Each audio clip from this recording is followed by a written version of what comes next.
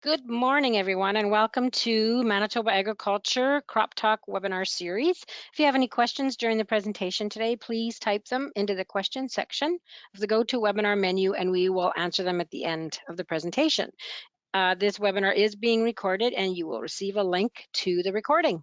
Go ahead, Lionel. Thanks, Lori. I'd like to welcome everybody to the March the 2nd edition of Crop Talk. And next few Crop Talks, I guess maybe not quite in a row, but we're going to be looking at some of the weed issues. I was talking with Kim Brown, and it was funny because we both had the same thought that we could probably run 2 or 3 of these because of all the things we want to talk about. So we're going to break it down into a few different sessions, and today's session, we're going to talk a little bit about maybe some of the weeds that gave us some problems last year, some of the weeds that we should be maybe looking for this year that may be an issue, and maybe just a little bit of an update on some of the resistant issues. As I mentioned, lots of information going to be happening over the next few webinars when we're talking about weeds. So I'm glad we're recording it. And Kim, if you're ready, we can start right now. Yeah. Just let me know when you can see my screen. Ready to go. Okay, super. Thanks so much, Lionel, for having me, and thanks, Lori, for getting us all organized again. This is, I guess, my first webinar, Crop Talk webinar for the season, and really appreciate being on here. I'm going to talk to you about weeds to watch in 2022. I'm going to talk about herbicide resistance. You're going to hear these talks from me again and again. Some of you have heard some of this message before. I'm not going to stop talking about it because it's not going away. It's just a big issue, and we need to be aware of this. This needs to be front and center. I believe like weed resistance is the single biggest issue we're going to face in our weed control. Going forward, it's not getting better. So we're going to start off the season talking about this, but it's going to be an underlying theme for a lot of what we do. So starting, I guess, recapping, dry conditions in 2021 led to poor yields. So lots of things, look, was really unfortunate. That was just a tough year for a lot of people. We're looking at lots of leftover fertilizer. We're looking at definitely some herbicide carryover issues. Recommending that we soil test to know what available nutrients are there, and especially if you allowed some of those weeds and that volunteer crop to grow in the fall, those use up a lot of nutrients. And so I was really concerned in the fall about what was happening with that weed growth and that volunteer crop growth, which at that point it's a weed too because we didn't want it growing there. And I was really concerned with using up valuable moisture. Now we're looking outside, we've got feet of snow out our windows. So we've had really good snowfall, and so we're going into the spring definitely in a better situation for moisture. So, but again, so those weeds that used up that moisture in the fall, but they may have used up a lot of nutrients too. So that's just something to keep in mind. Like, what did you do with those weeds? Did you get rid of them? What did you do? How did you do that? That type of thing, because that's going to set the stage for what our spring's going to look like. We need to check the herbicide records and also the rainfall data to decide if residue is a concern. Now, just because we have really good moisture now and we're going into the spring with much better moisture than, or in a much better situation for moisture than we have been in the past, it was still very dry last year when the herbicides were applied, and the same as the year before. So those are things that you need to remember, that even if the spring is looking a lot better, what happened last year is going to carry over into this spring, regardless of how much moisture we have starting this spring. We just didn't have that moisture last year to break down these residues. So you may need to adjust the planned crop rotation based on those things, based on the leftover fertilizer and the herbicide carryover. But remember, herbicide carryover changes everything. So again, dry conditions last year have definitely increased the possibility of carryover. Follow the labels. They're more restrictive for some chemistries than others, and you need to check the product pages in the current guide to field crop protection. The new guide is not out quite yet. We're expecting it very soon, and so that will be hitting our 10 service center offices very soon, and then it will be available online as a PDF as well. So again, there's a couple places in the guide. There's a crop rotation table at the front of the guide, and there's also on every product page in the restrictions category, it has the rotational restrictions for sensitive crops. So in spring 2022, late season moisture led to weeds, volunteer crop growth last fall, but what did you do about it? Did you spray it? Did you use tillage? I was not a fan of tillage in the fall. I was concerned about it being so dry, and sometimes too when it's very dry, just being able to do, getting a good job, especially if the soil's dry and hard and you get lots of lumps and stuff.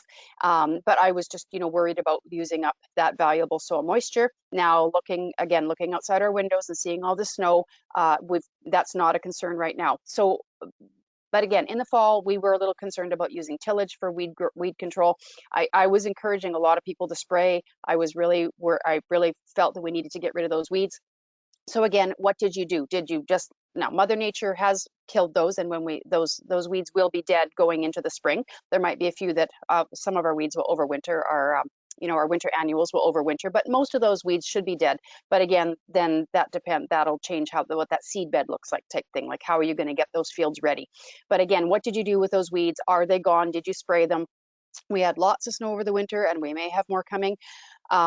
There's definitely going to be moisture for spring. So there will be weed growth. And this is something that we have not seen in the last couple of years. We've had some very dry springs, and we've actually been quite fortunate first thing in the spring to not have a lot of weed growth and not be too worried about exactly what we need, needing to get rid of those weeds in order to get that seed bed ready and get that crop started. So we know there's going to be weed growth. The seed bank is there. It is in the soil. That doesn't go away. And when there's moisture, those weeds will grow. So we need to expect that there's going to be more weed growth this spring than we've seen. Now, the rate of snow melt is going to depend on how we deal with this. Is it going to be slow versus fast? Are we going to have an early versus a later start to seeding if the snow hangs around till quite late? And then, does it go quickly? Do we have time to get in there and do some tillage? Are our fields going to be very wet going into seeding? So really a lot of this is going to depend on what this next month or two looks like. We're just at the beginning of March, but what's our March and April going to look like? We can expect some more snow. We usually do get more snow in these next 2 months. But again, the rate of melt is going to depend on how we're tackling those weeds when they come. And again, early weed control, I think, is crucial. It's always crucial, but early weed control is crucial. We need to get those crops off to a really good start. And that's going to be really, as we get closer to seeding, we'll be able to talk a little bit more about specifics, because right now we're just not sure what the early spring is going to look like. So I want to talk a lot about herbicide-resistant weeds. Again, this is the single biggest issue facing you guys for weed control, and this is not going away. It's not a question of if you're getting, if herbicide resistance it's coming. It's when. And for some of this, it's coming on very fast. It's hitting very, very fast. So the weeds that I'm mostly concerned about in Manitoba are kochia, water hemp and palmer amaranth, wild oats, and downy brome. And brome is a new one. We'll just talk on that one briefly, but it's just something to watch. So when we're looking at resistant weeds, we do these herbicide resistant weed surveys. These are prairie wide.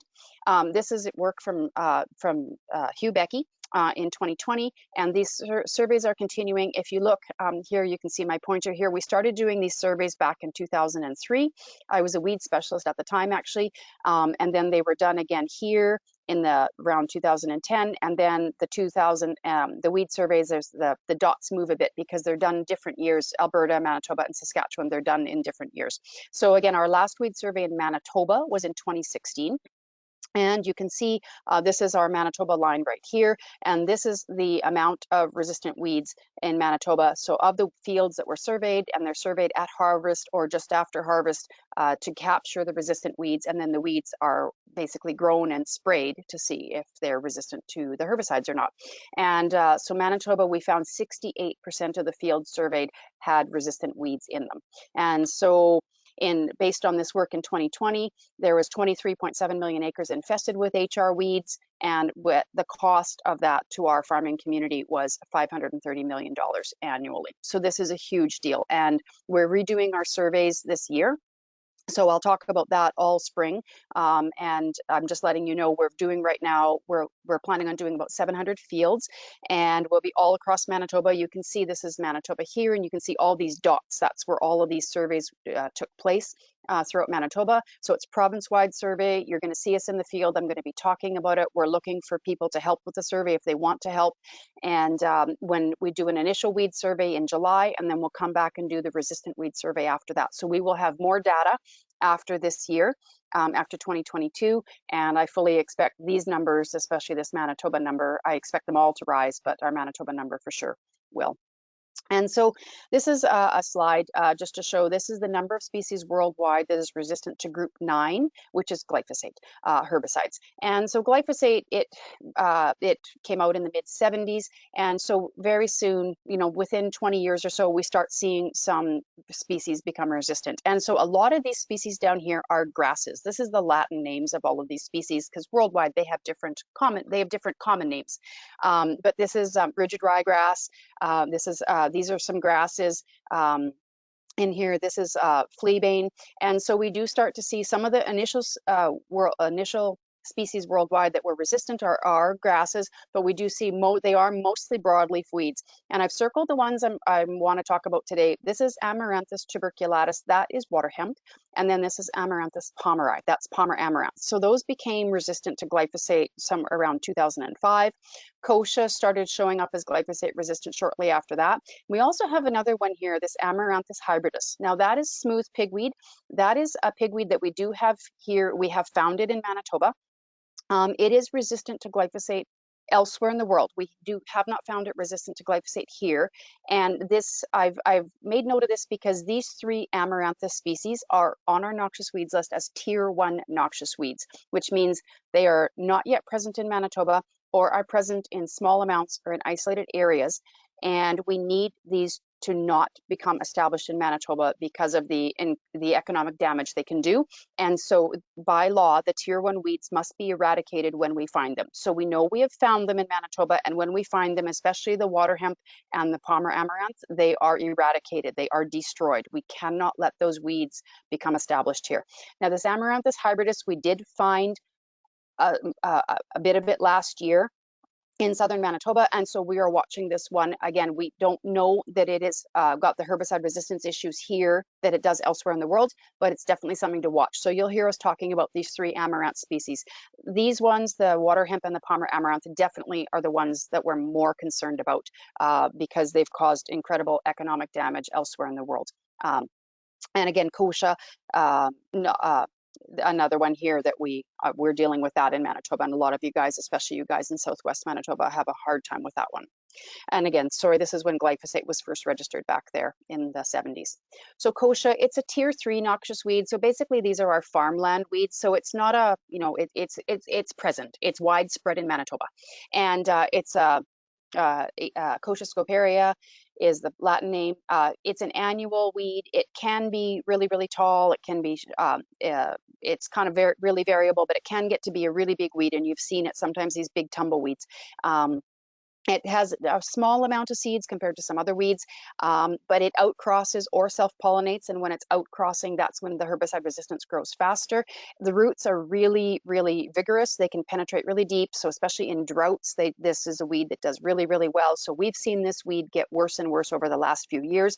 It tolerates saline conditions well, better than a lot of crops do. So it grows really well in saline areas, and it also has a really vigorous deep root system. So it gets a lot of moisture when our crops are not able to. So it becomes that much more competitive when things get dry. Now, the one thing with kochia is that the weed seeds are not viable for very long, and that is a good thing. And again, compared to some other weeds, that looks like a fair bit of seeds, but it's really not. So there are some good things about this weed. It's not as bad as some of the other ones, but it definitely can reduce our yields, and we've got widespread group 9 resistant.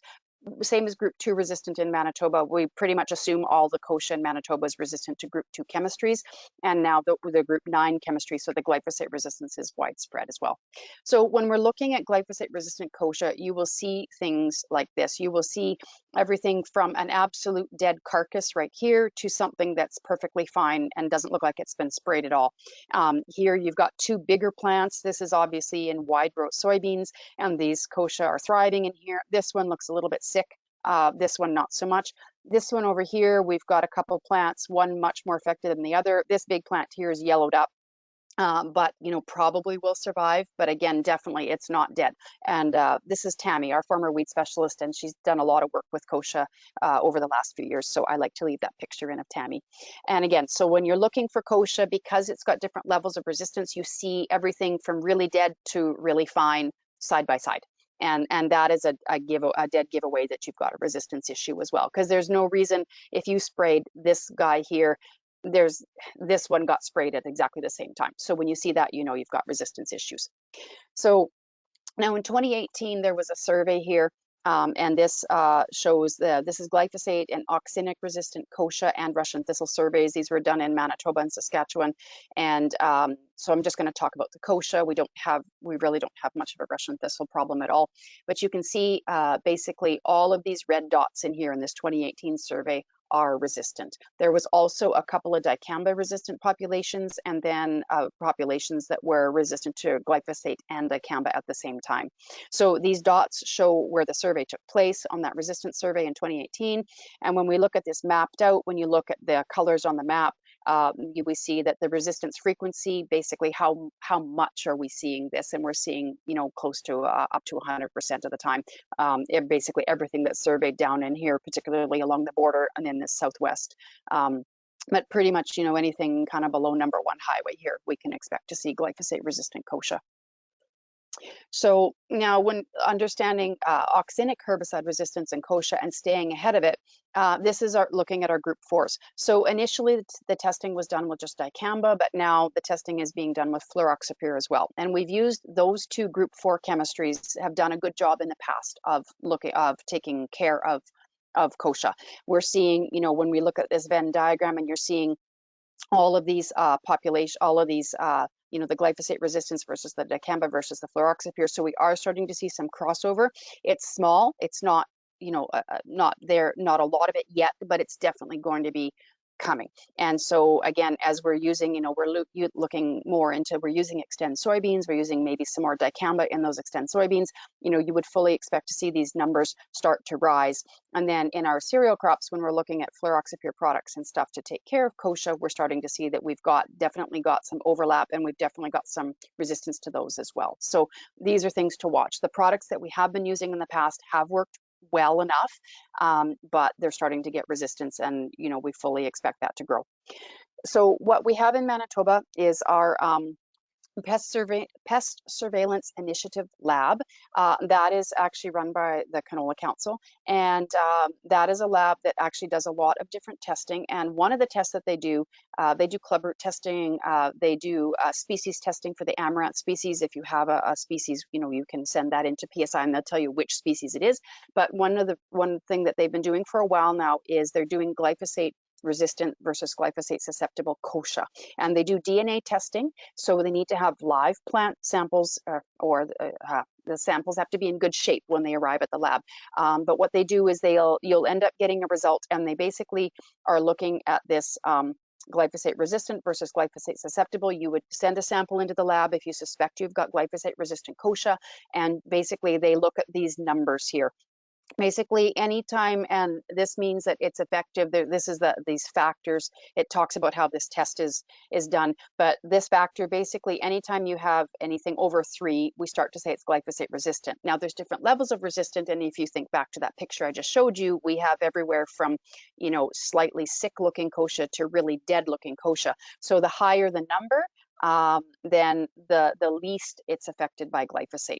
And again, we have different levels of glyphosate resistant, and so this is what this test will show you. But basically, anything over 3, you would be glyphosate resistant, and they have seen this number as high as over 100, which means you know, no amount of glyphosate in the world is going to kill that kochia plant at that point. But this is really good too, because this will tell you when you've got maybe, you know, levels of your levels are starting to rise, and you know, it gives you a heads up that it's coming. So if you, this testing is free. If you're a member of the canola growers, you have free testing, and I would strongly encourage you to work with your agronomist or your retailer or your industry people to be using this lab and using this service to get a good handle on what the glyphosate resistance is like on your farm and on a field by field basis. So moving on to water hemp and Palmer amaranth. These are our distribution maps, and these are basically anywhere where water hemp or Palmer amaranth has been found in Manitoba. So we may not have found any last year in some of these RMs, but It has been found in the past. Water hemp showed up in 2018. It was suspected in 2018, and by 2019 there was definitive testing done, and this is when these maps started to appear. So some of these RMs, because they've had water hemp in the past, it may not have necessarily showed up in that field again this year, depending on the crop that was being grown, but that RM is going to stay on the map because we know that there's probably a seed bank there, and there could be water hemp coming up in those areas as well. So we haven't got individual fields marked, obviously for privacy reasons, but just to let you know that these are some of the RMs that where we have found where we have positive confirmation, DNA confirmation of water hemp. Last year, you may have heard, we found Palmer amaranth in Manitoba. It was found here in Carman, or just north of Carman, in a row crop field, and it was found very close to harvest of that row of those beans. It was in a bean field, and it was just 2 plants, 1 male and 1 female. So they were sent away for testing. We weren't actually able to get the resistance testing done on them because of the condition of the sample, but we do know we found them here. We are going to be watching very carefully for those. I'm hoping that that was just a one-off and we don't find it again, but we did find 1 male and 1 female plant in a field here in the Carman region in the arm of Dufferin. So we know it's here, and we have to be really careful watching for both of these plants because for a lot of reasons, but they can cause great economic damage. So this is the North Dakota distribution of water hemp. So you can see, even though our map doesn't have a lot of red on it, theirs does. So they basically have water hemp everywhere. And water hemp actually is an introduced species in this area. Ontario has had water hemp for many, many years, but it became glyphosate resistant about 2014. And now they're having a real issue with water hemp, even though they've had it in Ontario for probably 100 years or more. It developed glyphosate resistance, and now it's a problem. So these are pigweeds, and these are really hard to tell apart. When you look at these pictures, this is red root pigweed here. We see this in lots of our fields. This is Powell's amaranth in the middle. We've got a lot of that. Really not a big issue, not a lot of herbicide resistance that we know of, if any, to Powell's. This is smooth pigweed. Again, we've seen a little bit of this in the province, and we're watching this one because it's very easy to confuse it with Powell's amaranth. And I think in the past, maybe it's been misidentified, but these ones at the bottom, this water hemp and this Palmer amaranth, these are the ones that are have the ability to cause a lot of damage because of the amount of herbicide resistance that they have. Sometimes the water hemp is a bit darker green, maybe glossy green, almost shiny looking, but not always. And the Palmer amaranth, usually when it gets bigger, and especially if you look at the older leaves, the petiole or this leaf stalk is usually long. It's longer than the leaf. If you pull that leaf off the stem and you fold that petiole back on the leaf, it's usually longer than the leaf. So you need that's easiest to see on the older leaves. And Palmer amaranth, and water hemp, they tend to be very, very big. They'll be very, very big pigweeds as well, but by that point, it's really too late. When they're small, they are really hard to tell apart. Judging by this next slide, when we look at Palmer, over here on this side of the page, this is cotyledon stage. This is Palmer. This is water hemp. This is smooth. This is spiny, which we don't really have here. This is red root pigweed, and this is green pigweed. These are really, really difficult to tell apart at this stage.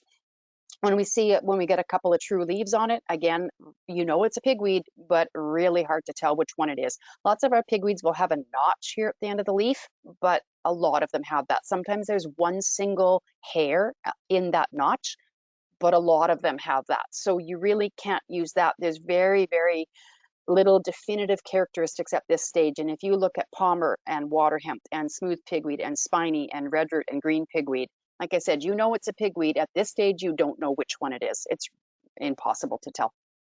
So sometimes, again, the cotyledons can be a little bit more oblong, but this is pigweed here on the left, and then this is our water hemp.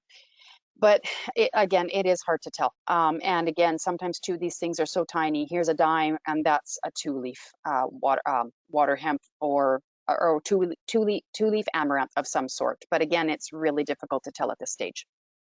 Red root pigweed, though, when we do, one thing you can see when you pull them up, you can see these are much hairier. Our water hemp and our Palmer amaranths are quite smooth, and you can feel it as much as you can see it when you run your fingers up and down those stems. You can feel that it's hairy, but it also feels rough. almost a bit like fine sandpaper. But it's not really prickly feeling, but it's rough feeling. So that is one characteristic. So you're going to have to pull these things up and take a look at it and take a look at those stems and feel that stem. So red root pigweed, good old pigweed, it's an annual, it's a C4. These are warm season plants. The seed is viable for 5 years. So again, the seed isn't viable for a long period of time. Tends to be a duller color of a green because it has the hairs on it, and the way they reflect the light, they're not bright and shiny green. But pigweeds will be pigweeds, and pigweeds can germinate all year long. They can germinate after harvest, they germinate all summer, and they can still set seed even when they've germinated quite late in the year. They don't set nearly as much seed, but they can still set seed very late in the year. Water hemp, the growth rate is 50 to 70% greater than many other annual weeds. There's multiple herbicide-resistant biotypes, and we are talking group 2, group 4, group 5, group 9, group 14, group 15, group 27. We're talking a lot, and there's more groups being added all the time. I think between water hemp and Palmer amaranth, they're resistant to between 8 to 9 different chemical groups, and there's cross resistance. I think they have now found a population of water hemp in the States that is cross resistant to 8 different groups. That's getting very scary. They are back to hand weeding row crops down in the southern states because of this weed. So it came to Manitoba. It was identified in 4 RMs in 2019. Those initial populations came herbicide resistant. So this stuff is coming preloaded with resistance. The initial populations that were found were tested, and I'll show you that in a minute. They were resistant to group 2 and group 9, possibly a group 5, that's your atrazine group, possibly group 5, but definitely resistant to group 2 and group 9 when it came here.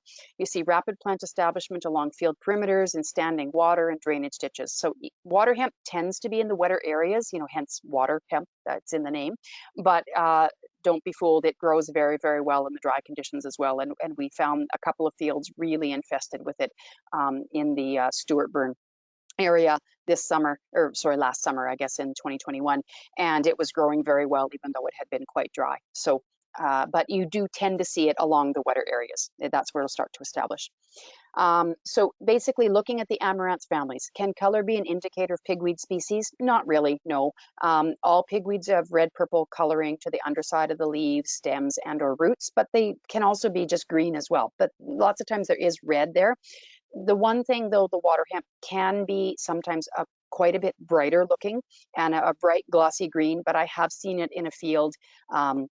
One of the fields that we dealt with last summer, there was so many plants and they all looked a little bit different. Some of it looked very much like red root pigweed, and some of it was definitely water hemp. You could see the difference, but there was a lot of in between as well. And it's because these plants, they're dioecious. They have male and female separate, the male and female separate plants, and because of that, there's a lot of outcrossing, and you get a lot of different looking populations when they cross that way.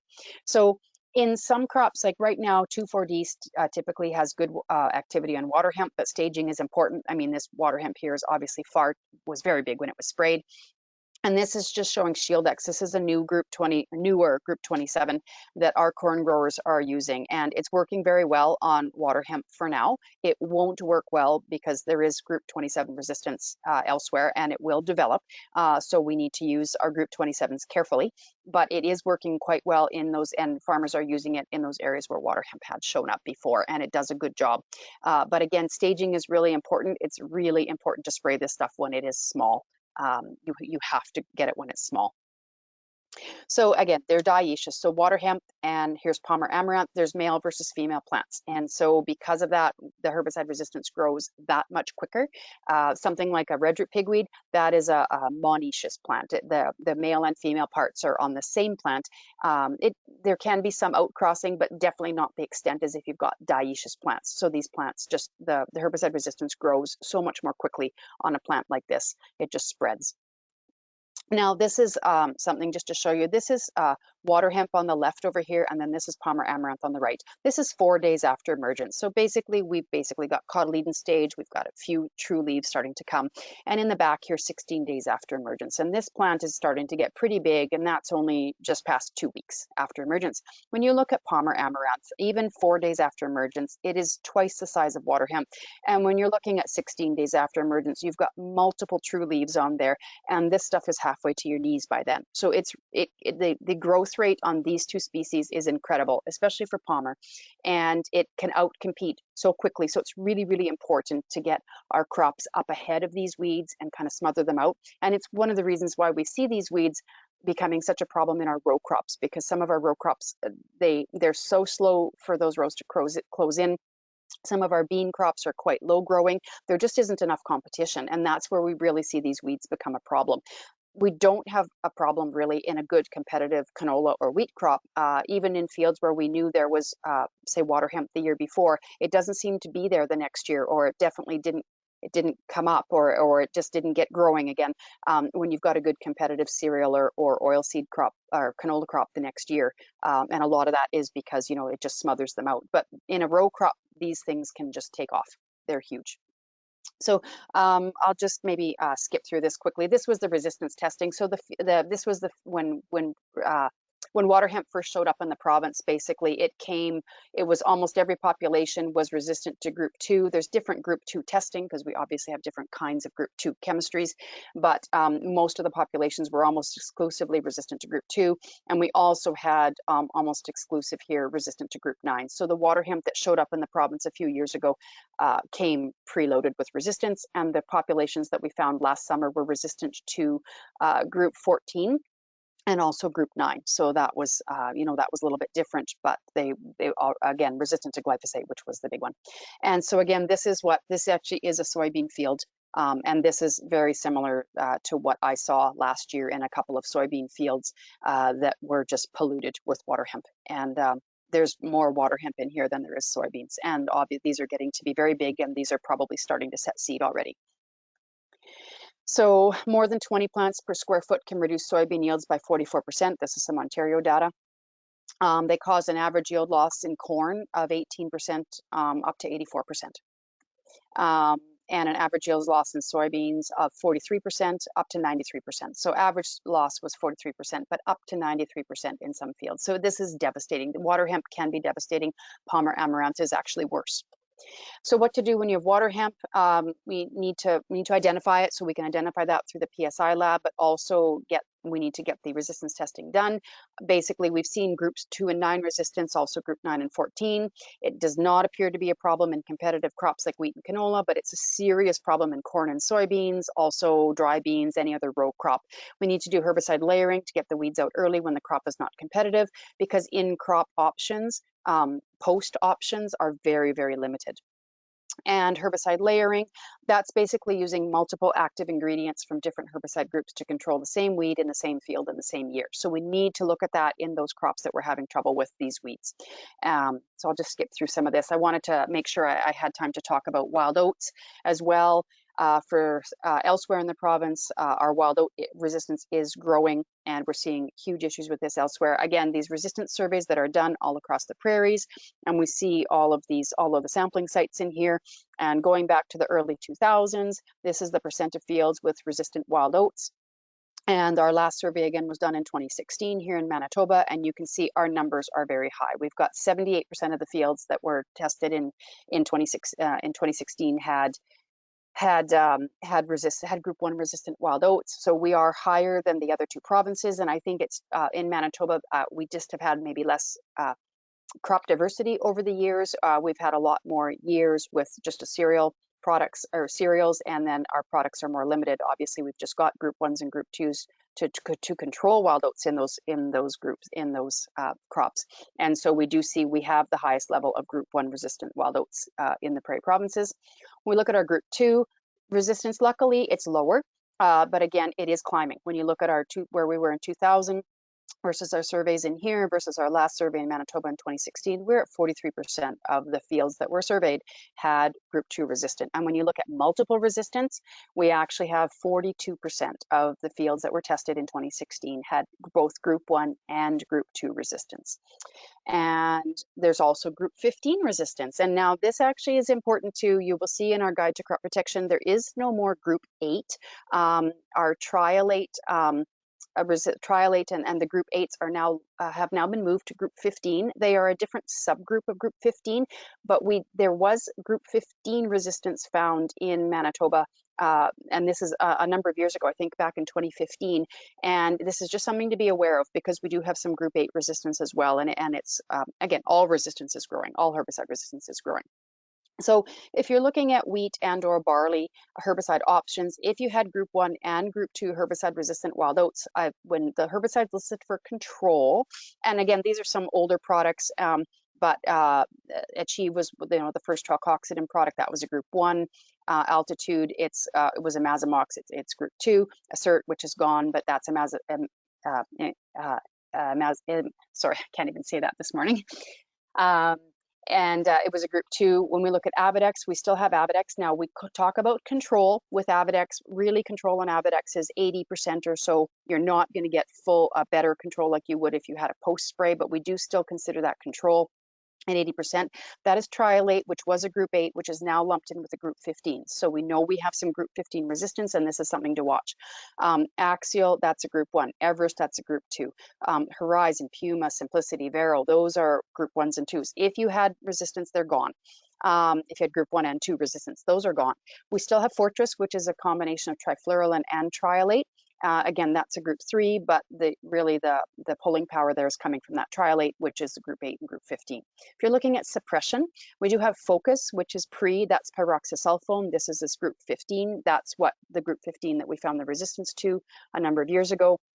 It also has carfentrazone in it, that's AIM. And then Fierce, which has pyroxasulfone, again, that group 15. But again, these are pre-products. So when you're looking here, there's nothing left that's a post product. And also you have Treflan suppression. You will get suppression of wild oats with just a straight trifluralin product.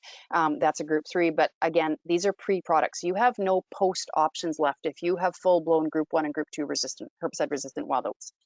So just going on, and looking at your top 10 herbicide-resistant weed management practices. This is more specific to your wild oats, but you need to maintain a database. Number 10, invaluable reference. You have to know what was sprayed and when. Really important when picking up rented land or when land is changing hands. Strategic tillage. That's been difficult in the last few years because it's been so dry, but if you need it, where and when it's needed. You need to be able to do that because we have to be able to use that tool. Field and site-specific weed management. One size may not fit all. Weed sanitation, border control, and slowing HR dispersal, herbicide resistance dispersal. In crop wheat, using selective herbicide, using a rotation. We want to combat the non-target site resistance.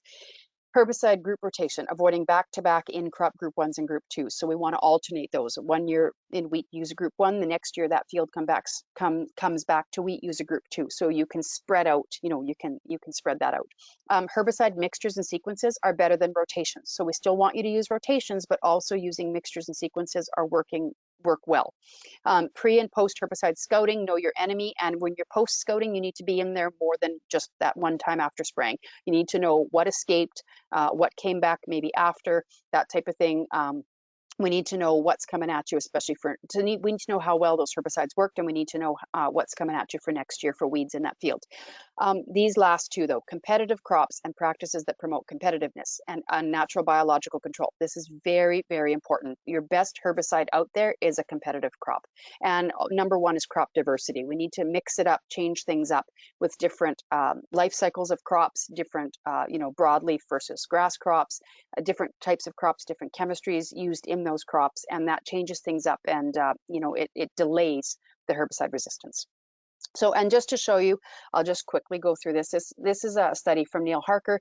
They were looking at wild oat biomass at maturity, and they looked at a continuous barley rotation and also where you have crop rotation. You had barley, canola, barley, and peas. So you've got a 4-year rotation with different crops. When you're within those different rotations, they looked at using the difference between a really short cultivar, which wouldn't be very competitive, versus a taller cultivar, which would shade out the weeds better, and then also a low seeding rate versus a higher seeding rate. So at the end of the day, your worst case scenario for where we saw the highest wild oat biomass when the crops were mature was in continuous barley rotation when you had a short cultivar and a low seeding rate. So that is our worst case scenario. Even within that rotation, that continuous barley rotation, if you do things better, if you go to a taller variety and you've got a higher seeding rate, you drastically drop the amount of wild oat biomass that you see when that crop is mature. If we move to a crop rotation, everything drops again. So we end up seeing, if you're looking at all factors here, like if you're even just going from seeding rate from 200 to 400 seeds per meter squared, that's a 3 times reduction in biomass. If you're going from a short to a tall cultivar, a 2 times reduction in biomass. When you're looking at all factors together, including this rotation, it's a 70 times reduction in wild oat biomass by just doing better agronomic practices. And we have to do that because even whatever weeds are still here in this crop, we've got less weeds to spray, and then just less chance of them of having resistance as well. So when we look at seed production, same thing. Here's our continuous barley rotation, or continuous barley versus our rotation here with our 4 different crops. And when you look at going from, this is our tall, or this is our short variety, and our lower seeding rate. And here again, this is our worst case scenario. When you don't have a good rotation and you've got a short crop and it's a bit on the thin side, you're going to have the most wild oat seeds produced. And when we go all the way to a better rotation over here with a tall variety, which is more competitive and a higher seeding rate, basically you're reducing the amount of wild oat seeds by 37%. So this is, agronomic practices are huge, and growing that good competitive crop, that's the best thing you can do. I'm just going to touch on this real briefly. This is from Charles Geddes, Dr. Charles Geddes at Lethbridge. They have discovered a glyphosate-resistant downy brome. And if you remember from one of the first slides I showed you, a lot of the weed species that are causing trouble worldwide are grass species, and some of the first glyphosate-resistant species were grasses. This is our first glyphosate-resistant grass species in Canada. It's downy brome. They found it in Alberta, and so we're going to be monitoring this. We do have downy brome in Manitoba, not really a crop issue, but we do definitely have this weed here, and we have to watch for this, but because we now have a glyphosate-resistant grass in Canada. And again, this is just how they show, they basically grow the grass and then they start spraying it. And sometimes when you spray and things don't die, that's how you know you have resistance. So cleavers, I was asked to touch on cleavers quickly. They've been a bit less of a problem lately because of the dry years. I would expect to see more because of the wet spring. They're very tough to deal with in flax. There just aren't products to work with in flax. Authority has suppression only. Otherwise, really you're going to have to manage that weed in other crops. And there are some products to use. Clomazone is a product that we can use specifically for cleavers. That's a group 13 product. And so again, knowing where the cleaver patches are and knowing what they look like. But I was actually trying to find cleavers this fall, and I actually had a hard time for a resistance survey that Ag Canada's doing, and I had a hard time finding them, which was good. But I would expect to see that they're going to be a little bit worse this spring. And so really, you'll have, knowing what your field history is, and knowing where those cleaver patches have been. So be really careful if you're thinking of putting flax into those fields this year, because really Authority is the only product, and it has suppression only. So weed control in the future, are there new herbicides coming? Not that I know of. There might be, but right now, we're hoping for that silver bullet, and it's not coming. We need to just know that it's not coming. We're going to have to use the tools we have to do a better job of weed control and slow down the herbicide resistance. When it comes to herbicide resistance, it's not if, but when it comes. It's here already, and it's getting worse. And we're going to see more species. We're going to see more species with herbicide resistance. We're going to see those same weeds will become resistant to more groups, and we're going to see just the amount of herbicide resistance growing as we go forward. We need to go back to the basics. We need integrated weed management. We need to grow good competitive crops. That is the number one thing we need to do.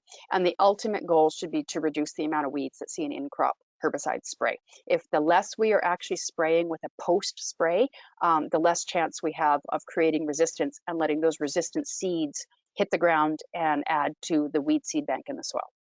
So with that, we're at about 9:45, and I wanted to leave it there. And if we've got questions, we can answer them at the end of the hour, or whatever Lionel feels we should do. Hey, Kim, I'm going to get Lori to give the screen back to me, but I've gotten a couple questions that have come in, and I'll start with the first one here that I often think about too. What is your comment, or what do you think about environment and how some of this weed resistance comes about? It seems when you look at the maps, a lot of the resistance seems to start in the south and then kind of work its way north. So does environment play an issue in any of this? Yeah, I think it's a really complex problem, and I think really weed resistance, though, it comes from us spraying the same chemistries again and again, and the weed's not dying. And on so you need to look maybe some of those areas because of the environment, maybe the crop rotation has been more limited, and you've been growing the same couple of crops. I mean, I know there's a lot of places in the province that are still in a wheat, canola, wheat, canola, wheat, canola rotation. That's very limiting from a herbicide standpoint. So, and a lot of that is environment, because there just aren't other crops that will do well there. Maybe not yet. We are seeing more different crops move into different areas of the province. I think up to the Swan River Valley, where I spent some time working, and up until soybeans and peas were up there. There was a lot of canola, a lot of wheat up there, a lot of just two crop rotation. There's a lot of wild oat issues, resistant wild oats up there.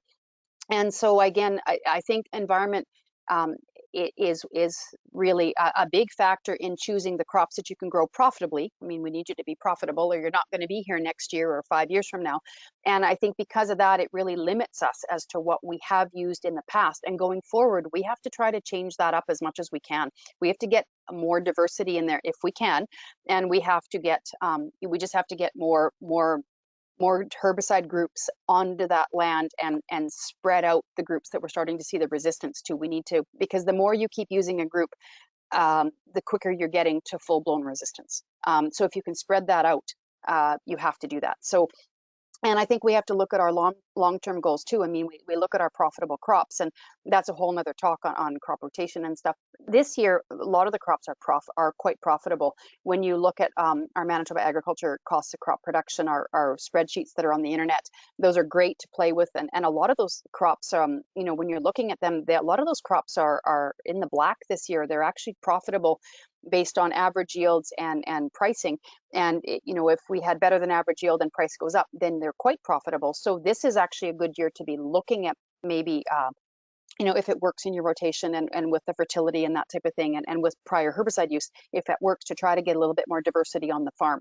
But again, I think our environment does limit the crops we have grown in the past, which has limited the amount of herbicide groups we were using, and that's where our herbicide resistance comes from. Okay, kind of another question has come in when you mentioned the crop plans that we put out, and we had Darren Bond talk about it our last crop talk. In your opinion, how do you feel the supply chain will affect the availability of chemical and crop production products, and at what cost? Oh, yeah, that is a huge issue this year. And we've been saying since the fall, book it, buy it, and take it home as soon as you can. I don't know how much product has got on farm already. We are looking at some serious shortages. Again, that's another talk, and I think we maybe can talk about that more in April as well, what to do if we've got herbicide shortages. That's huge this year, and there's a lot of reasons why. It doesn't really matter why there's going to be a shortage. And so you're really going to have to be careful. I guess we have to be careful. If you really don't know whether you can get the chemistry or not, the in-crop chemistry, then you really need to be evaluating what crops you're growing. I also, too, our early weed control is going to be very important for some of our crops, like our canola. I've always been an advocate of a two-pass system with for Liberty. Glufosinate, I like it sprayed twice with lots of water. You may only be able to spray it once. If you only spray it once, you better do it early and you better do it good. You better do a good job, that type of thing. So there are some things like that if we know we can't get enough of the chemistries, but I think we do need to make sure that you can get that chemistry. You do not want to have a crop in the ground and then not be able to spray it when it comes spraying time. So and I think to our early season weed control, to make sure we get those fields cleaned up and get that crop going as fast as we can, get a good crop going, get it up, get it competitive. And we're really going to need that this year if we're struggling getting the right chemistries on that crop or getting them there at the right time. Okay, your thoughts on new mixes of lower rates of older chemistry? In particular, they're thinking of mixing low rates of Axle and Puma. Could this work, and could it actually accelerate resistance? Yeah, in the past, low rates and reduced rates has definitely contributed to herbicide resistance. We know that. Now, having said that, there are some new chemistries, and again, I think Lionel, we are going to have a talk in a couple of weeks about some new products. There are some new products on the market, and they are lower rates of existing chemistries put together. Those new products can't get registered unless they're effective. So obviously, they will work. As for contributing to resistance, at the end of the day, we're still using the same groups. Again, like putting them together, lots of times we do see a synergy. When we put different products together, we do see synergy. So you do get, the lower rates of each one put together, they do work. But we are still going to be marching towards resistance because at the end of the day, we're still just using group ones or group twos or combinations. At the end of the day, it's not new chemistry. So we are, again, marching towards more herbicide resistance. But they wouldn't be registered if they weren't effective in the year, they weren't effective. Unless you've got herbicide resistance, they will be effective. But again, it's just kind of more of a long-term strategy of where we're going in general with these herbicide groups and how many times we're using them and that type of thing. We need to be talking about that as well. Yeah, and maybe just a comment to that as well.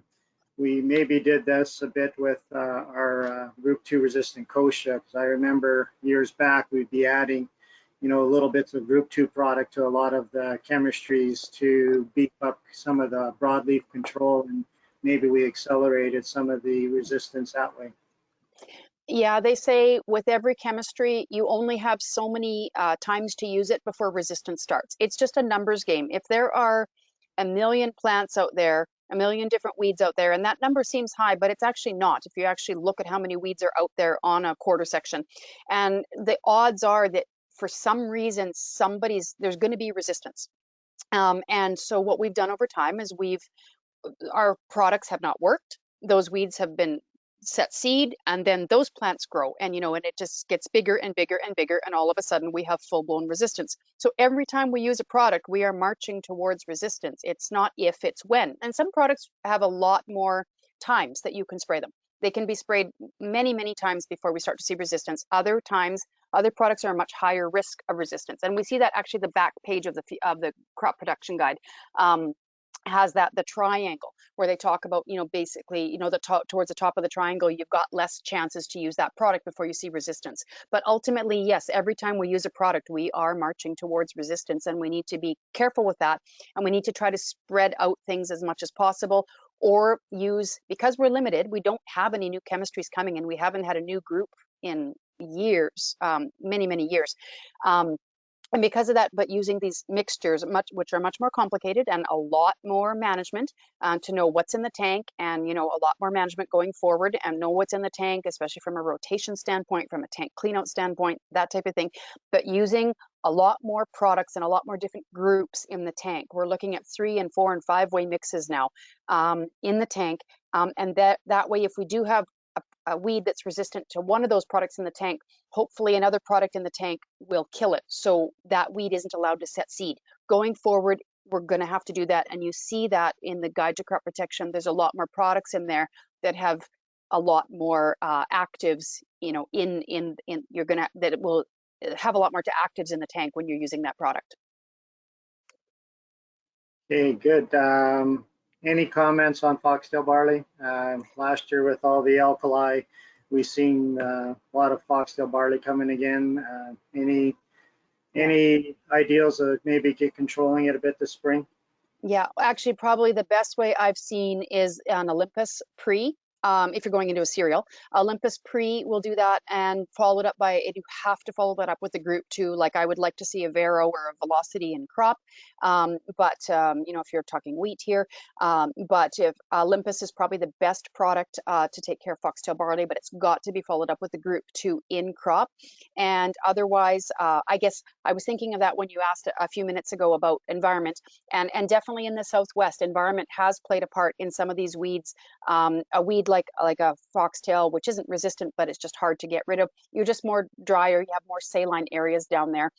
And that allows these weeds to grow, especially something like kochia 2. These saline, we see more and more of these saline tolerant weeds in the last few years, and especially in the areas where the environment is that, you know, there's more salinity around, that type of thing. But with the foxtail barley going into that, so you're going into something like a wheat, like that Olympus followed by a Vero system is the best thing out there. And otherwise, as we get more moisture, the salinity, more moisture from the top, um, soil surface that pushes those salts down further. And then if you get a better competitive crop growing, you'll see that foxtail barley hopefully fade away a little bit. But definitely where it's in those areas, if it's really bad, then some of those areas maybe should be taken out of annual crop production, maybe put those corners of the fields into something different, because it's really tough to get out of other crops, and it's a salinity issue. Again, we do have a good product if you're going to use wheat. If we're talking wheat, we're talking that Olympus followed by a Vero or another group two, but otherwise it's really tough to get out of there.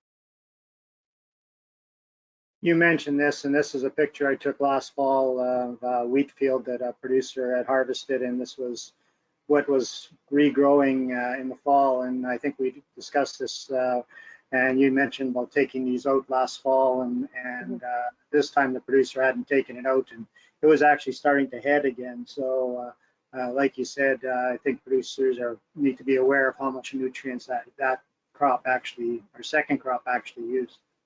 Right. Yes. And John Hurd and I think Dane Fraze had done some work on that, had done some sampling, and we do have that data. That's something that we can actually bring up at another, maybe a future crop talk, because it is, it takes up a lot of nutrients. And I was concerned as much about the moisture. Again, not now that we've had the snow. If we were going into a dry spring, those weeds take up a lot of water too. So those are things to be aware of. And yeah, if anybody had a weed growth or volunteer crop growth that looked like that and you soil sampled in the fall, I would highly recommend soil sampling again this spring. I think you're going to find the numbers are vastly different as to how much nutrients are tied up in that volunteer crop. They're not gone, but they're tied up, and you're not getting them back in this year's crop, or you're not getting them back. They're not going to cycle out as that, you know, that volunteer growth, Mother Nature's killed it. It's good, those nutrients are going to cycle back into the system, but you're not getting you're not getting them in time for this year's crop, you know, for them to influence this year's crop. So they're not lost from the system, but they're definitely not available. And I think you really need to be aware of how much nutrients did get taken up in that weed growth or that crop growth. And one last question, and this one's from me regarding there's been a lot of hay and straw movement this year, or this winter and fall. Any comments on how this may affect our weed population and the spread of weeds, and what producers that have been buying feed should be watching for as they I guess use those bales and then try to get rid of them in the year for the following year? Yeah, you're just gonna have to watch what starts to come up around those bales, where those bales were fed or where everything was bedded down with that straw. There's definitely weed seeds in there. There has to be. We know there is. So you run the risk of some of those weeds. Especially, I'd really be watching for kochia, because I know a lot of guys were baling up kochia patches and things. Kochia makes a good feed.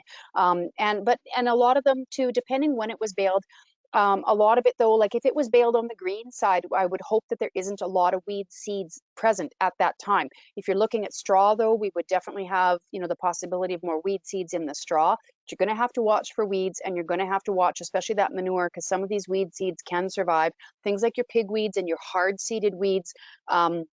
can survive very well in manure. So wherever that manure is being spread, you can expect to see certain weeds come up. Other weeds, some of our grasses and things, they will pass through an animal and tend not to get not to germinate.